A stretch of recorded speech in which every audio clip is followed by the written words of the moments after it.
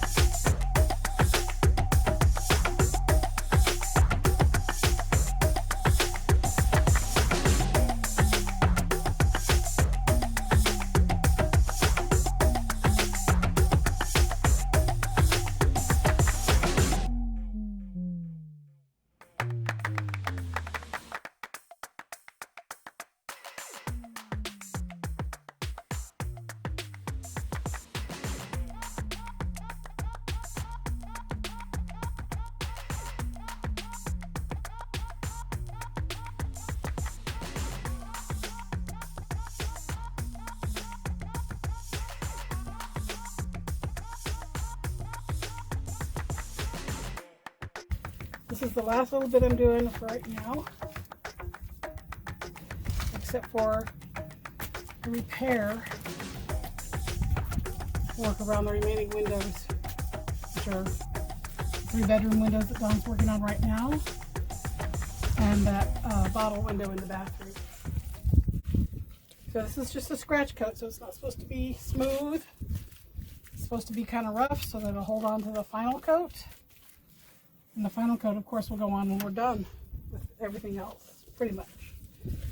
We may put it on before we finish the inside, but for now, this will be where we're at, and it seems to be holding up fairly well. I showed you earlier, my head's just kind of weird. Anyway, I showed you earlier the spots on the buttresses that got hit by that 3/4 inch rain we had the other day, and I've made the repairs. I'm not covering them completely because what remained from that rain, this hat's making me crazy, it's still good, so we're going to leave it. We're not expecting any more rain for quite some time. Monsoon season is over. Monsoon is over. We shouldn't be getting any more rain. There's a system coming through that's going to put rain way up north of us, so we shouldn't get any of that. Famous last words, right? Okay, something's on my face. But this is my mix with the added lime plaster, so that's why it's drying a lot lighter. But when we put the boiled linseed oil on, it'll darken it quite a bit. Give it a nice rich, almost this color. Nice rich brown color. And we'll put several coats. We're going to put at least 5, and we're going to try using, we have a paint sprayer, and we're going to try to use that to spray the oil on. And the first coat will be straight 100% boiled linseed oil, and then after that we'll cut it to about 50% with mineral spirits, and that just helps it dry faster, so you don't have to wait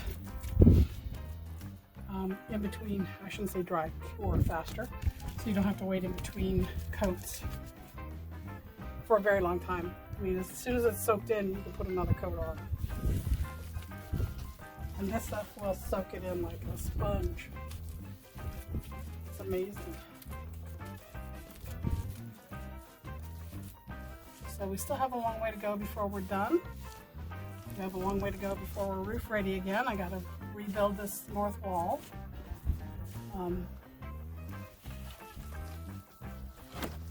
And we're gonna take a look at the bond beams that remain and probably have to pull all of them off and do them again. But that's something to be expected when we have this much damage from the storms. I know there's a lot of people, saying you're not getting as much rain as the east, but this is a lot of rain for where we're at. It's kind of all relevant.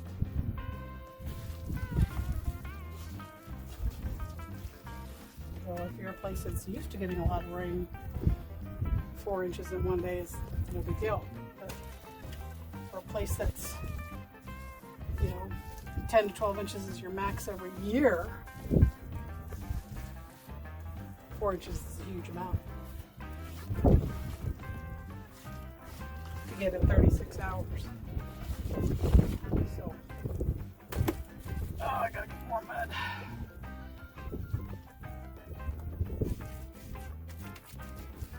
This is actually, it's kind of boring.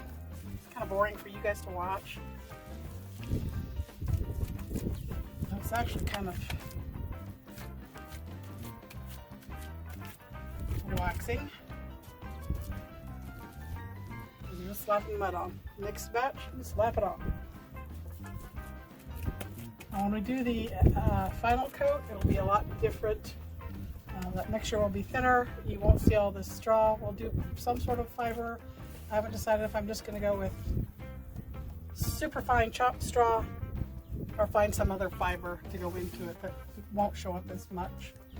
But we'll do the fiber, we'll do the lime, we'll do some of the clay that we have so that we can retain some of that nice rich color. And we have plenty of sand, but I may add sand because we'll have a higher content of the lime in that plaster. I think that could be subject to change. So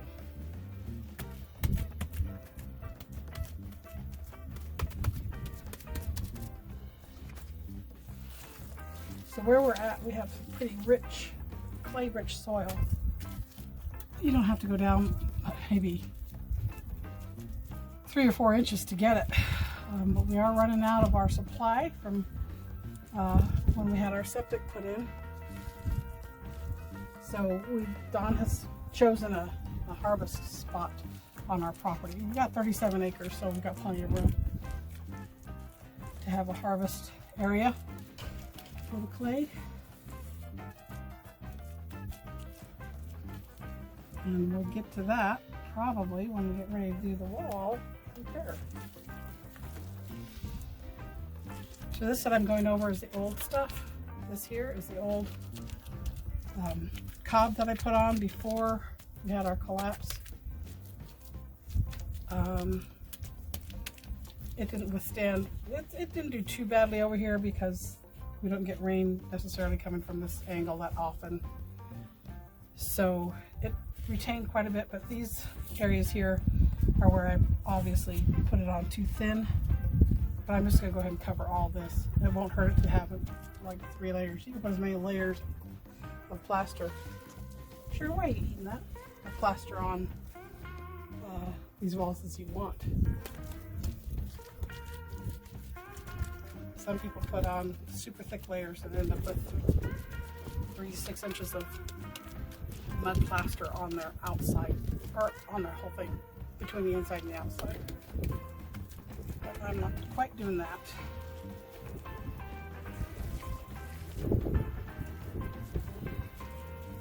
We're just doing this little poppy. In some areas it's pretty thick, like in between the courses it's pretty thick, but for the most part it's probably 1/4 of an inch thick, maybe a little less, 3/16. And then the top layer will be 1/4 of an inch to 1/8 of an inch, that final course, or depending, depends. I don't want to commit to anything because I just don't know. This is our first time doing this. But if you were doing traditional plastering, it'd be, you know, about as 1/8 of an inch thick on a final coat.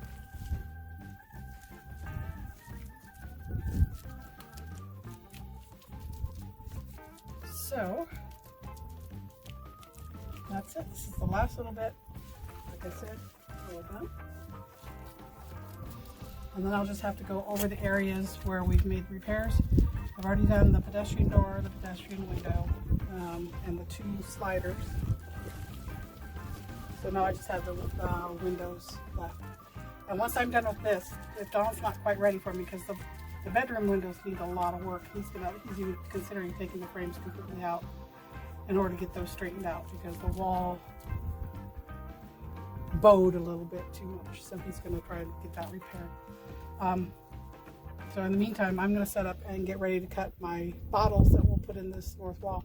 So we have decided, or I should say I've decided, that we're going to go ahead and do cob on this repair work on this wall instead of the bags. And that way we can have a little more freedom to put a little more into it as far as beautification, I guess, if you will. So we're going to put a smattering of bottles. I've got lots of wine bottles. We still have lots of beer bottles, you know, anything that has some color to it. And we'll let the light shine through. We don't get light on this side all year. We get a lot of light in the summertime on this side. But Don loves to put up little spotlights that are solar powered. And he can spotlight some of the areas that we want to spotlight for the winter time. Or for even this time of year, because we're not getting a lot of sun on this side of the house in the fall. So that, as they say, is that. You can see here how, I don't know, hopefully you can see it. All these little ridges, that's just from me doing this. For two reasons: to get it to become one, because I don't want every glob I put on there to show up as a little glob. You don't want to see those lines of those globs. You want to mix those edges together. And for me, slapping it gently, sometimes maybe not so gently, with the back of my hand works just fine. It also makes it a little more like a scratch coat, where that next final course is going to grab onto these little ridges and just grab on better than if I just left it plain. But my arthritis won't let me put my hands too far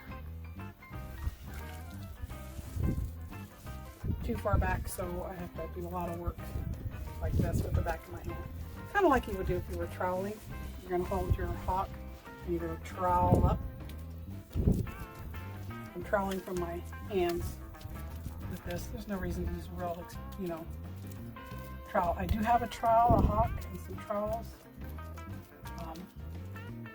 And we're going to see if we need them, if they're going to be something effective. I don't know, maybe more on the inside of the house. Let's see.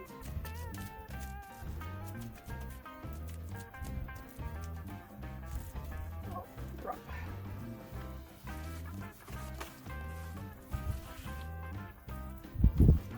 Splat.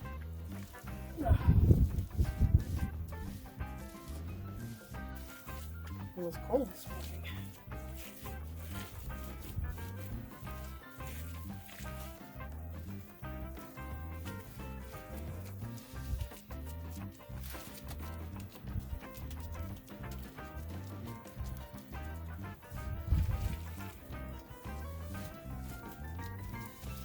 I had already wet the wall before I started, so it's still a little moist.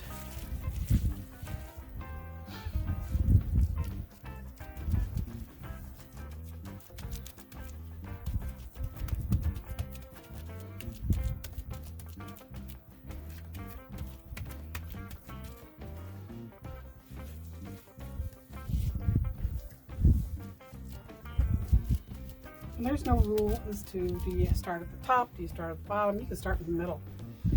No rules. Wherever you want to start. I like to start at the top because it gives me a chance to stand up and work. It just seems like I work. When I'm down at the bottom, it takes longer. Especially when I'm cramped up like this. Ugh.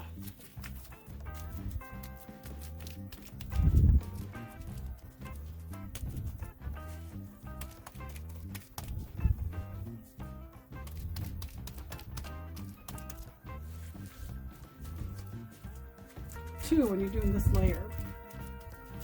Now we're not super concerned with it being super smooth. You know, I kind of like the more organic look of what these walls are. Oh, it's nice and cool. Of what these walls are going to be when we're done.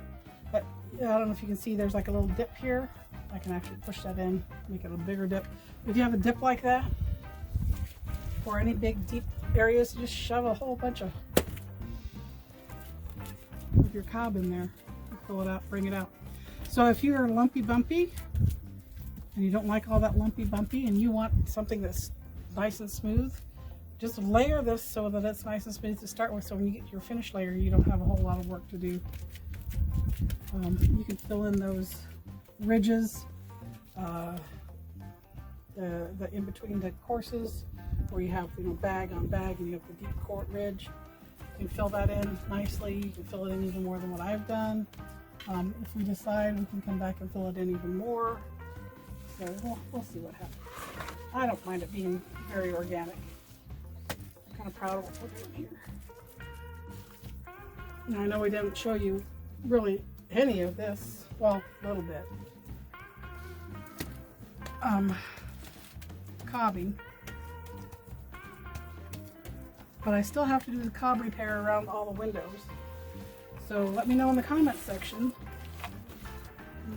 below this video, Let me know if you want to see me do that, because you'll see the gaps that have occurred from the repair work, from lifting everything and getting it all square. If you want to watch me do that, let me know in the comment section and we'll do that on one of the future videos.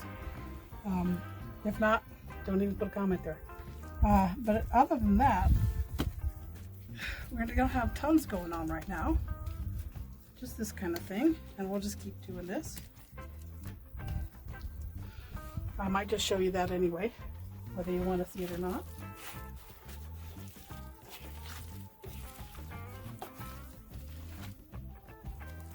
But the repairs are coming out pretty nice. Now, keep in mind, those frames don't have to be absolutely perfect. The windows are slightly smaller. The windows and the doors are built so that we have about a 1/4 inch of play all the way around. So that's really pretty significant. A lot of fudge room, a lot of room to do your shims to get everything level with the doors and the windows. So, all right, thanks guys for showing up. Remember to subscribe, like this video, and share it. And we'll talk to you soon.